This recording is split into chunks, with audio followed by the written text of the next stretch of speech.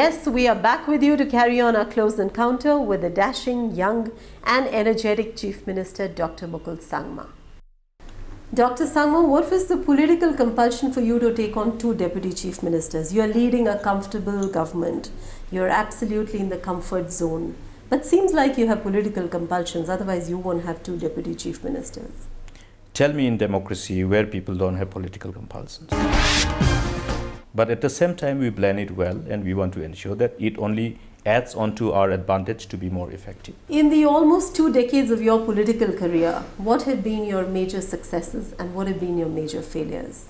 If I should say my success, I don't think I should be identifying a specific area where I can say I have been successful.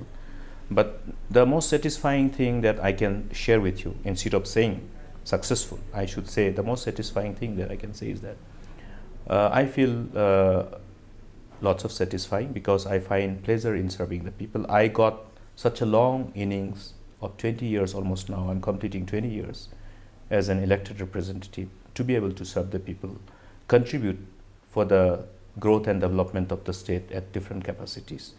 And I've been given lots of opportunities by the people. I'm sure I have been given more than what I deserve.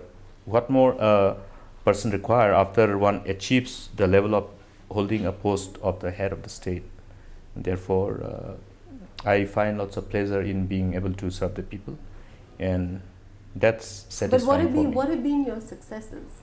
Being able to remain in circulation and being able to serve the people continuously is my success. And what is your failure? I don't find any failure. The only failure I find is that I don't get time for myself. I don't get time for my family. That's all my failure is all about.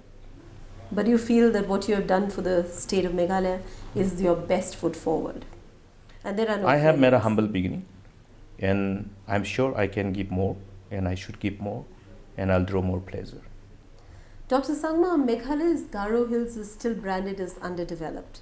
You just said that you've had little failure, but your detractors say that your biggest failure is that Garo Hills, for a bottle of medicine, sometimes you have to go kilometers and kilometers. There are challenges, there are deficiencies. I'm not saying the past has always been good, but I'm more concerned about the future. I'm more concerned about the future, and to address the future, the present is important. So present and future is before me. The past, if I dig, then there are many other things which I have to say, which I don't want to say now. Because it is not that Dr. Mukul has been in the hand of affairs as far as Garo Hills is concerned. Garo Hills have seen lots of politicians, tall political leaders, that privilege the people of Garo Hills had. Nevertheless, leave them as they are, but I am more concerned about the present and more concerned about the future. We want to ensure that the future is better.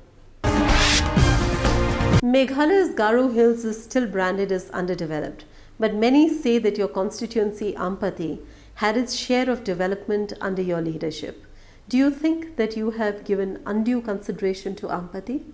Charity begins at home, and at the same time, I should be grateful to the people of that particular place which I represent, because that was the place which was once most neglected. I remember how neglected it was, and to be more candid, I also belong to the same subdivision which is now upgraded to a district where P.A. Sangma also belongs.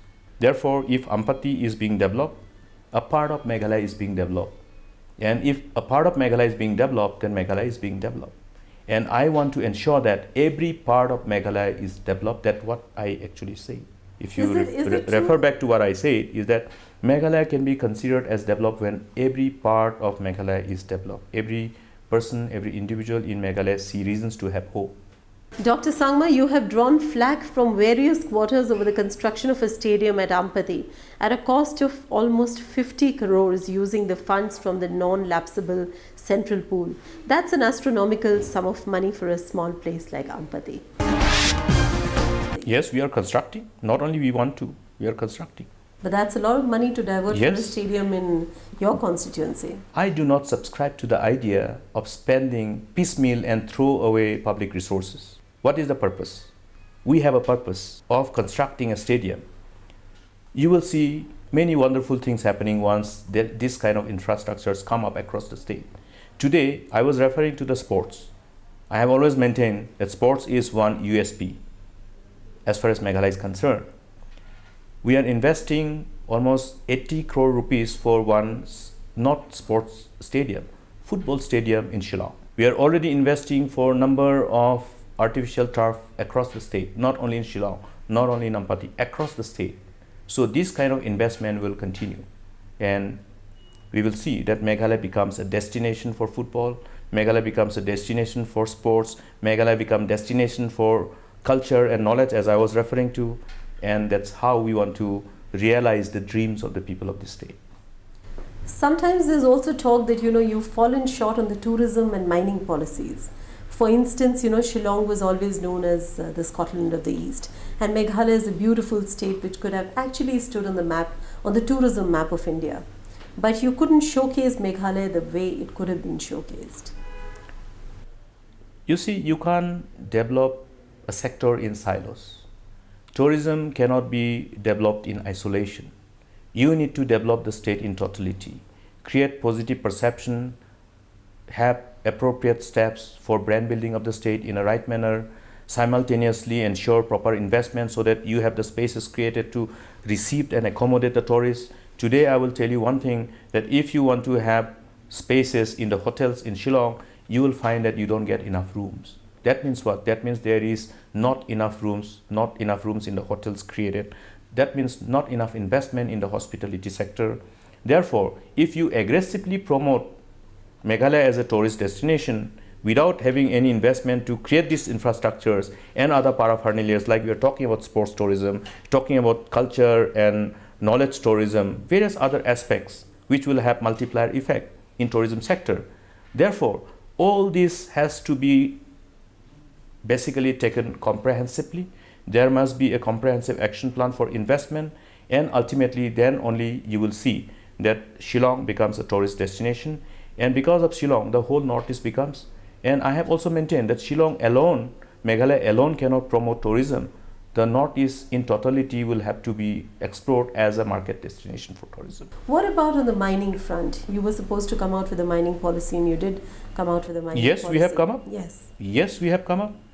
We have taken time because we wanted to make the whole system of actual processing for giving clearances for mining becomes more transparent, so that there is no scope for red tapeism, no scope for many other so-called tendency to put a spoke to do something else. In other words, to deter any tendency to corruption while giving clearances. Therefore, if you look at the whole mining policy, you will see A, B, C, D, whatever clearances, statutory clearances are required for the mining activities are required to be taken on timeline basis. They are required to apply, and the processing departments will also provide them on a timeline basis. That is one part. And this mining policy that we are talking about is stringent enough. It is going to help the state, irrespective of how people interpret. If you go through the actual content of the policy, then you will know it for yourself that it is a policy which is going to strike a balance between the economic growth that we want to promote through mining activities and the ecological balance that we need to observe. Right. So what are the areas where you can possibly get investment into the state? Which are the sectors where you are able to draw, or for the future you plan to draw investments? Our focus is based on the natural resources that we are talking about. And our flagship program, which I have just referred to as Integrated Basin Development and Livelihood Promotion Program, is designed to attract investment, both government and private investment, on natural resources which are renewable natural resources. Our focus is on attracting investment on various natural resources which are renewable.